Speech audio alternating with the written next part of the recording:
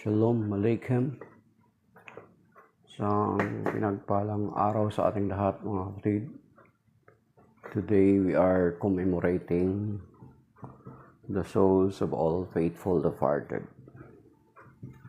Our Catholic Daily Bible readings are taken from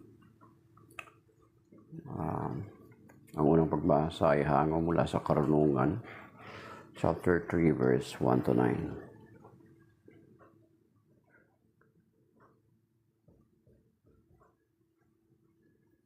Ngunit ang mga matuwid ay nasa kamay ng Diyos at di sila makaranas ng kamunti mang pahirap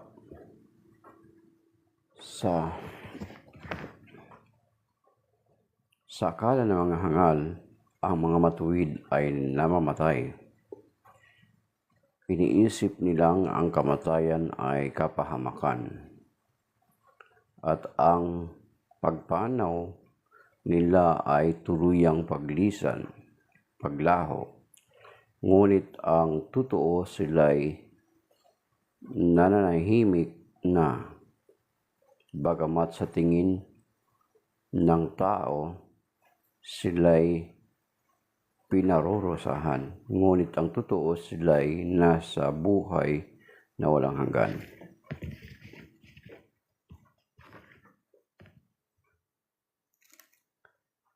Ang kaunting pagtiis nila ay tutumbasan ng malaking pagpapala. Napatunayan ng Diyos na sila ay karapat-dapat, sila'y kanyang sinubok tulad ng ginto sa tunawan, kaya't sila'y tinanggap niyang parang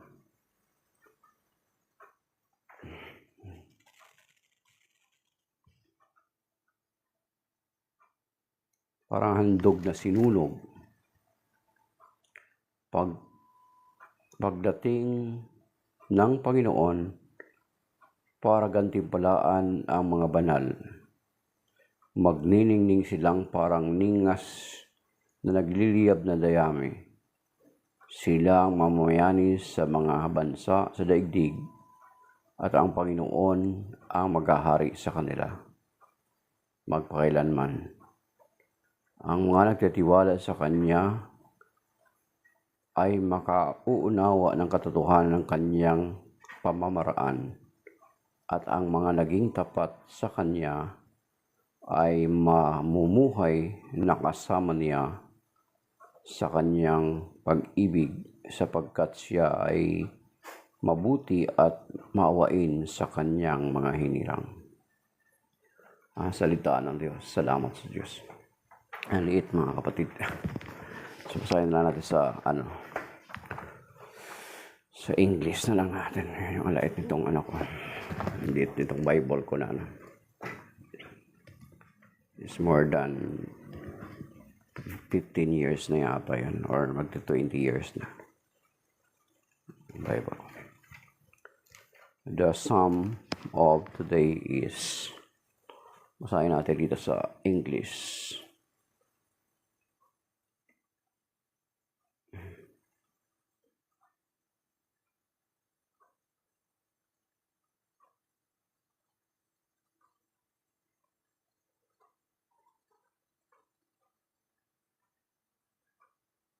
The responsorial psalm is taken from Psalm 23.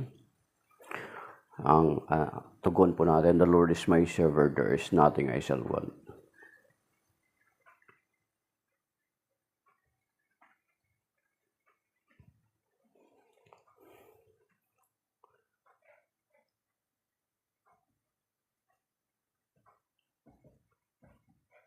Or do I walk in the valley of darkness, I fear no evil, for you are with me. The Lord ruleth me, and I shall want nothing. He has set me in a place of pasture. He hath brought me up on the water of refreshment. He hath converted my soul. Though I walk in the valley of darkness, I fear no evil, for you are with me.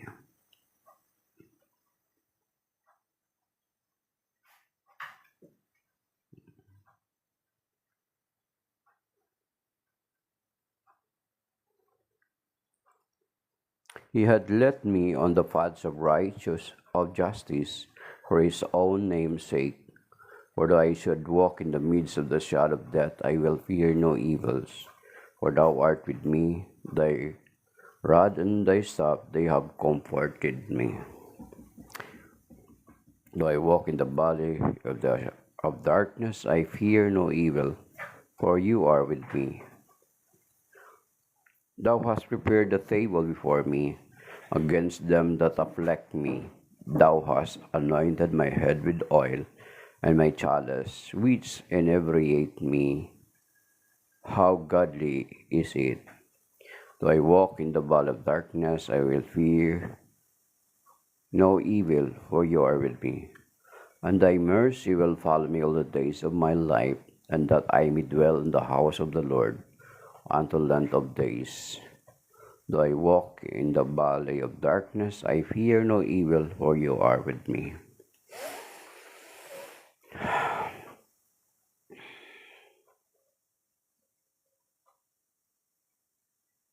Second reading is taken from the letter of Saint Paul to the Romans, chapter 6, verse 3 to 9.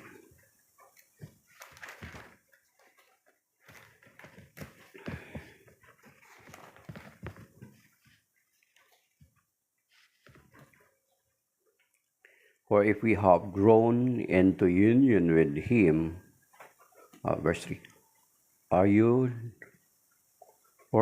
unaware that we who were baptized into Christ Jesus were baptized with his death? We were indeed buried with him through baptism into death, so that just as Christ was raised from the dead by the glory of the Father, we too might live in newness of life. For if we have grown into union with him through a death like his, we shall also be united with him in the resurrection. We know that our old self was crucified with him, so that our sinful body might be done away with, that we might no longer be in slavery to sin. For a dead person has been absolved from sin. If then we have died with Christ, we believe that we shall also live with him. We know that Christ, raised from the dead, dies no more. Death no longer has power over him. As to his death, the word of the Lord. Thanks be to God. And then the gospel is taken from... Stop that, Chimboy! Hey!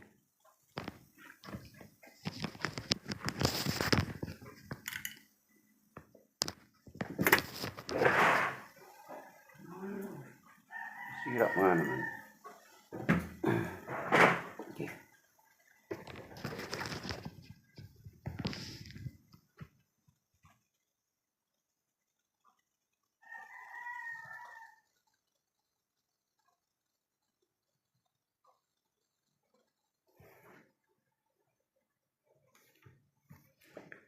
Hallelujah, hallelujah. The gospel of the Lord is taken from the gospel according to St. John, chapter 6, verses 37 to 40. Glory to you, Lord.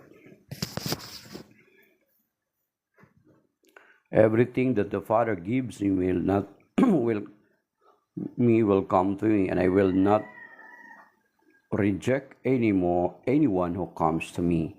Because I came down from heaven not to do my own will, but the will of the one who sent me. And this is the will of the one who sent me, that I should not lose anything of what he gave me, but that I should raise it on the last day. For this is the will of my Father, that everyone who sees the Son and believe in him may have eternal life, and I shall raise him on the last day. The gospel of the Lord. Praise to you, Lord Jesus Christ. So, Sa araw na ito ay ginugunita natin, mga kapatid, ang ating mga minamahal na mga yumao na are dearly, are faithful departed. So, bakit natin ginugunita? Katulad ng first reading na nakita natin kanina na sa mga taong walang pananampalataya, they are thinking doon sa Karunungan chapter 3 verse 1 to 9, maganda balikan nyo na lang po. Sinasabi doon na ang akala ng mga tao na walang pananampalataya sa Diyos or mali yung kanilang pagkaunawa, masasabi natin sa mga separated brethren natin, that is why they are no longer commemorating or hindi na nila dinadalaw yung kanilang mga mahal sa buhay because they are thinking na ang mga yumao ay patay na. Pero makita naman natin, katulad ng binanggit natin kahapon sa Matthew chapter 22, di ba? Yung discourse ng Panginoong Hesukristo sa mga Sadduceo, na ang sinabi doon ng Panginoon ay hindi siya Diyos ng mga patay, kundi ng mga buhay. At dito sa Wisdom chapter 3 verse 1 to 9, na ang mga umalis or namatay dito sa katawang lupa, they are still alive in the presence of God. At alam naman natin na alam din ito ng ating mga separated brethren na dito sa 1 Thessalonians chapter 4, di ba? Makikita natin doon na sa pagtunog ng trumpeta, sa malakas na tunog na tinig ng arkanghel, sa pagtunog ng trumpeta, ay mabubuhay yung mga namatay.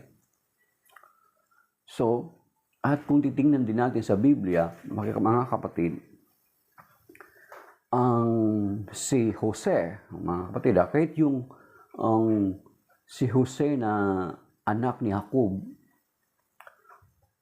bago siya umalis sa Ehipto or bago siya namatay, ay naghabilin siya na, sabi niya, kapag tinupad na ng Panginoon yung kanyang pangako, pagbalik ninyo sa Ehipto ay dalhin ninyo ang aking mga buto. Even to the Jewish people, the first chosen people of God, ay sila mismo, even them, pinapahalaga nila yung mga yumao nila, mga kapatid.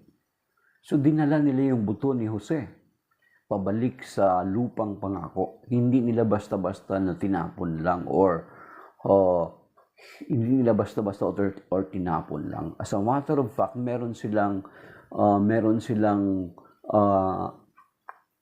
libingan, meron silang tinatawag na sementeryo din, na kung saan doon nakahimlay yung kanilang mga ninuno. Napakahalaga sa atin, especially sa ating mga Kristiyano, napakahalaga sa atin na alalahanin natin yung mga yumao.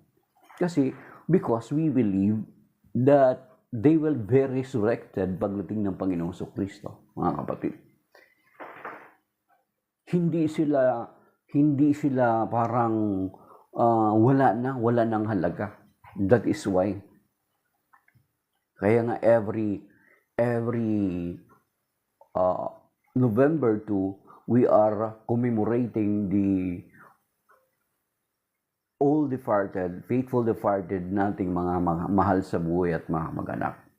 At isang patunay din na yung mga mahal sa buhay natin o yung mga magulang natin ay hindi natin basta-basta tinatapon yung kanilang mga buto katulad ng ibang mga practices. Kasi ito'y isang patunay na tayo'y may pinagmulan, mga kapatid. Di ba? Ibig sabihin, kinikilala natin na tayo'y may pinagmulan.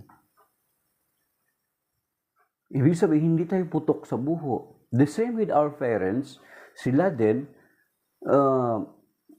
noong buhay pa sila, pinalagaan din nila yung kanilang mga mahal sa buhay, going backward.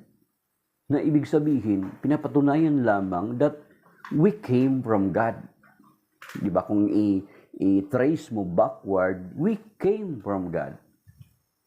Kaya nga sinasabi ng mga ngaral chapter 12, verse 1 to 7, na sinasabi doon na remember Him Sabi niya, alalahanin mo siya sa panahon ng iyong kabataan. Sa panahon na, basahin sa mga Ngaral chapter 12 verse 7, napakaganda mga kapatid. It is a reminder to us na let us remember the Lord because time will come, sinasabi doon sa verse 7, sapagkat darating ang araw, nalilipas tayo dito sa daigdig na ito, magbabalik sa lupa ang ating katawang lupa at ang ating espiritu ay magbalik sa may bigay na to. So yun yung essence ng remembering.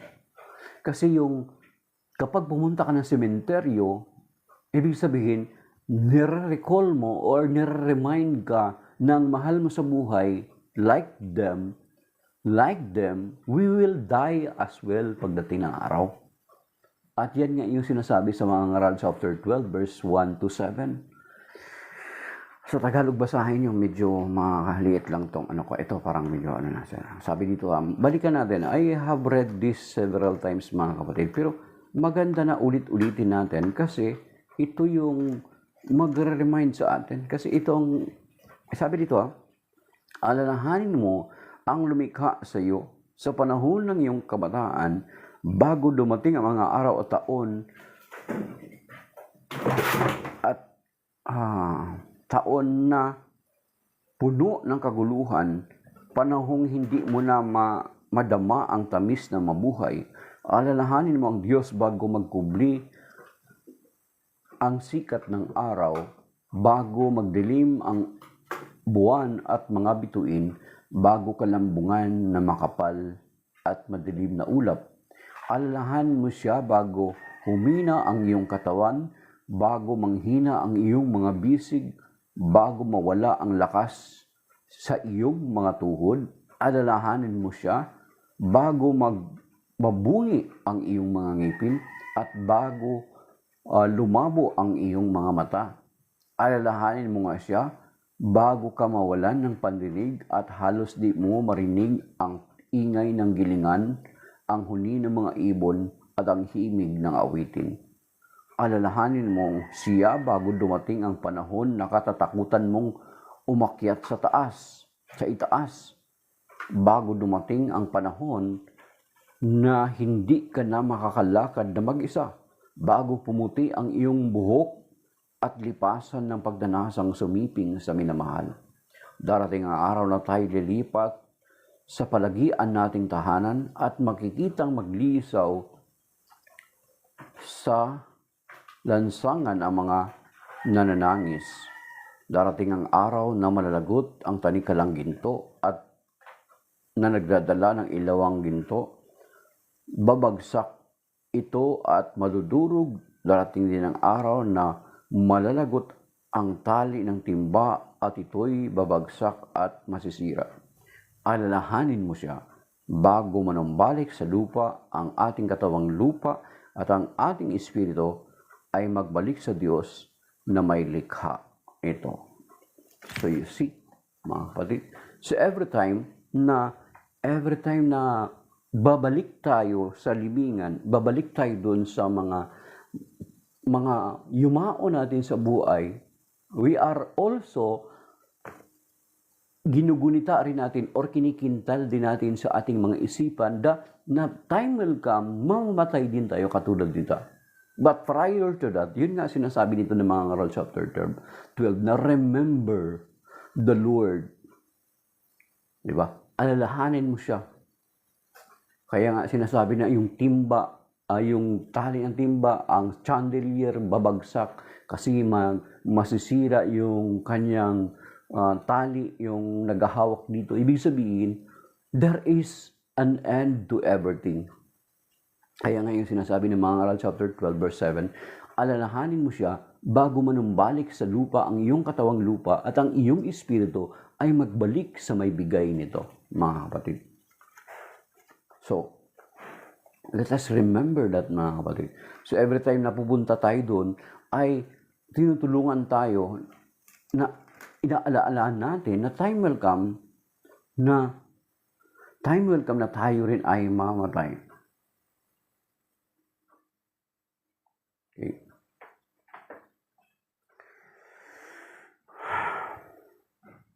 ang Marcos chapter 9 verse 1, may context yan, kapatid. Huwag mong basta-basta ang i-interpret ng gano'n na lang, Ruben Cordero Gonzal. May konteksto yan na sinasabi niya.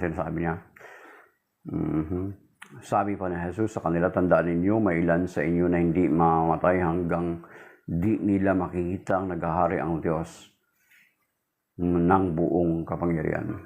So, there is a context for that. Kahit yan ay binanggit din ng Panginoong Jesucristo kay St. John sa John chapter 21. Diba? Binanggit ng Panginoong Jesucristo kay Juan. So, kasi ang akala nila si Juan hindi mamamatay. Ano sabi ng Panginoong Jesucristo kay Juan? Sabi niya, ano sa iyo kung mabubuhay siya? Diba? So, yun ang usap-usapan na ang Panginoong Jesucristo ay mabubuhay. Pero every one of us will face death. Kasi yun yung sinasabi ng banal na kasulatan. Na sinasabi sa mga Ngaral chapter 12 verse 7, alalahanin mo siya bago manumbalik sa lupa ang iyong katawang lupa at ang iyong espiritu ay magbalik sa may bigay nito. Okay. So, yun yung ginagawa natin mga kapatid, na sa pagpunta natin ng sementeryo ay inaalaala natin yung memory ng ating mga mahal sa buhay. At the same time, inaalaala din natin na tayo man din ay pagdating ng araw ay lilipas din sa daigdig nito. Kasi sinasabi ng Philippians chapter 3 verse 20, di ba? Ano sinasabi doon? Na ang tunay nating tahanan na hindi ang daigdig nito, tayo pansamantala lamang sa daigdig nito. We are sojourner, we are aliens, we are pilgrims, yan sinasabi. Sa Philippians chapter 3 verse 20, sa kabilang dako ang langit ang tunay nating bayan, mula ro'y hinihintay nating may pananabik ang Panginoong Jesucristo ang ating tagapagligtas. O, di ba? At yan din yung sinasabi ni King David dun sa prayer niya sa 1 Chronicle chapter 29 verse 15. Mga kapatid, binanggit din niya ni King David sa kanyang prayer, sabi niya, lahat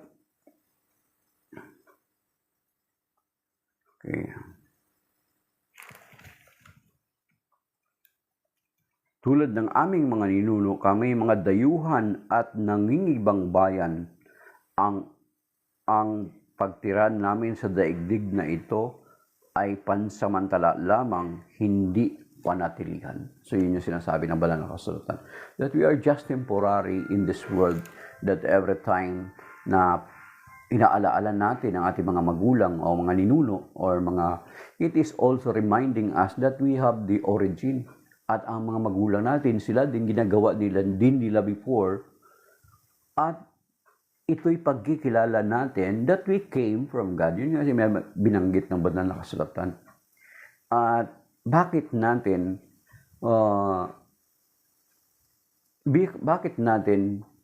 ipinagdarasal ng ating mga yumao? Hindi ko na siguro masyado palalimin yan kasi matagal na nang dinidiscuss ng simbahan yan, ng ating simbahan sa Catholic Church. Maraming mga dokumento or maraming mga sites katulad ng binanggit kanina dun sa mga Ngaral chapter 3 verse Wisdom chapter 3 verse 9. Kung intindihin mo, 'di ba, ang linaw. Ang parallel noon is doon sa 1 Corinthians chapter 3 verse 1 to 15. Makikita natin doon. At yung sinasabi ng Biblia sa 1 Peter chapter 3 verse 19 sa La Sagrada Biblia, kasi ang salitang purgatorio is not a Filipino term, it is adaptation lang. Kasi marami tayong mga salita sa Pilipino that we're being adapted from other languages, lalo na sa Espanyol. O 1, 2, 3, 4, di ba? Hindi naman Pilipino na lang ang salita yan. And then yung purgatorio is not a Filipino language. Ang Santo Niño is not a Filipino language or English. It is a Spanish word. Doon sa 1 Peter chapter 3 verse 19, yung word na purgatorio ay doon mismo makikita. And then sa 1 Peter chapter 4 verse 6, sinasabi dito na ipangaral din ang mabuting balita sa mga namatay, bagamat inabot na sila ng kamatayan. You see? So kung ang mabuting balita can be preached so mga yumao na, then it is also applicable na yung mga yumao na ay pwede natin ipagdasal. Ay sabi dito sa 1 Peter chapter 4 verse 6.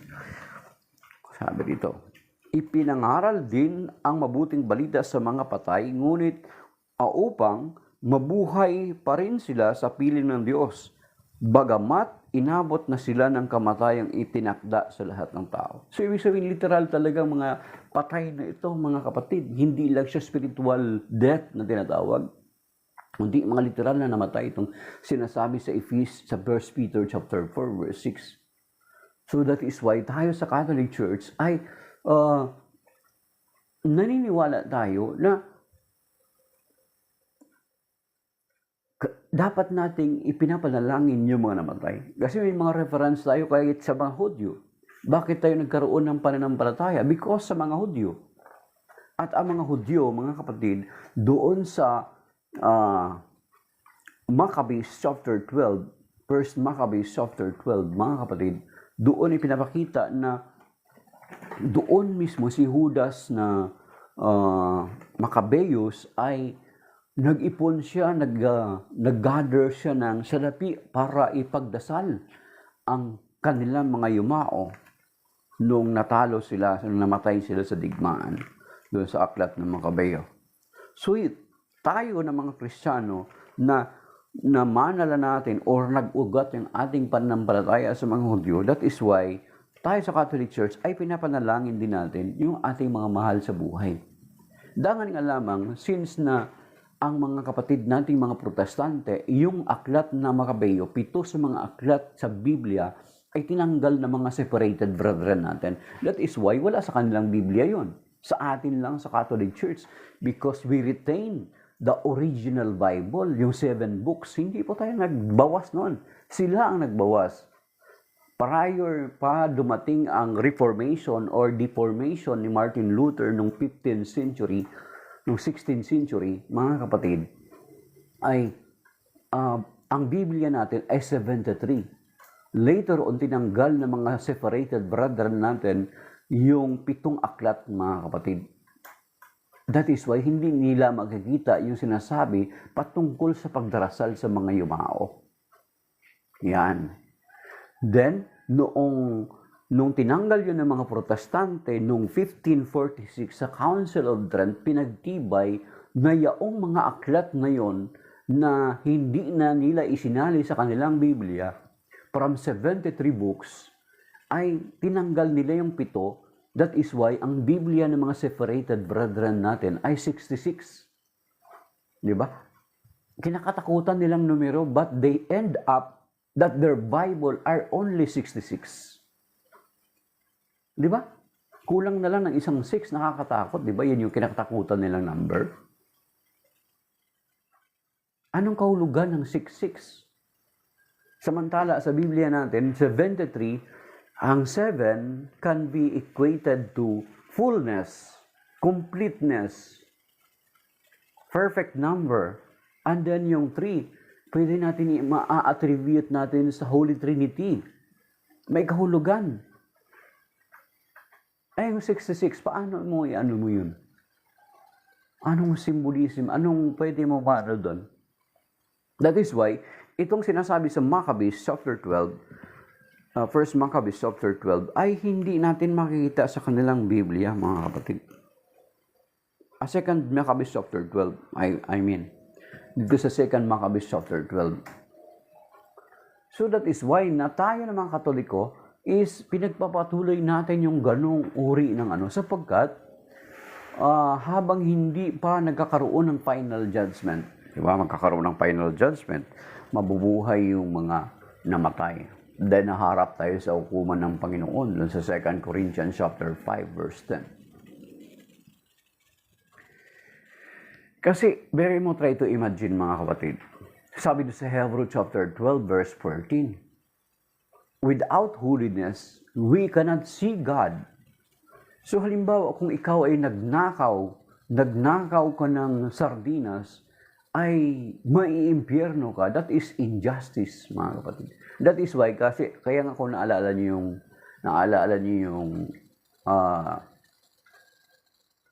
yung documentation ni Howie Severino. Ang title niya is Purgatorio. Ang kanyang tinapik is about doon sa mga nakakulong sa bilangguan. Yung mga nakakulong sa bilangguan, ang sabi doon sa yung sa tinatawag na sa ibang translation ng 1 Peter chapter 3 verse 19, carcel. Pero sa La Sagrada Biblia, ang nakalagay daw po doon is na Espanyol, kasi ang purgatorium term is not a Filipino term, it is Spanish term. Ay andun ang sinasabing purgatorio. So ang purgatorio, so sinabi sa documentation ni Howie Severino, ay andun sila to pay the penalty na kailangan nilang pagdusahan para makabalik sila sa community. Kasi may mga kasalanan na, kaya nga may sinasabi sa banal na kasulatan na tinatawag, kaya nga meron tayong tinatawag na the mortal sin and the mortal sin and then the venial sin. Ang mortal sin, pag sinabing mortal, nakamamatay. Kaya pag immortal, kaya nga dati hindi ko maintindihan yan, Mortal Kombat.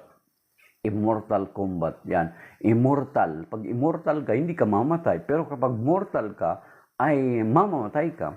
Kaya nga may mortal sin and venial sin. Tayo sa Catholic Church, hindi pare-pareho yung gravity of sin, mga kapatid. So kung try to imagine kung nagnakaw ka lang ng sardinas ay isiselya electrica ka, the same with that gravity ng sin noong nakapatay, abay, hindi tamang yun. That is not the proper justice, mga kapatid. Yan ako mga dugdog.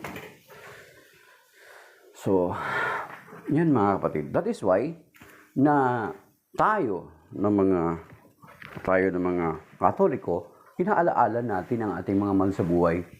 Hindi, ang kanilang mga buto is not basura.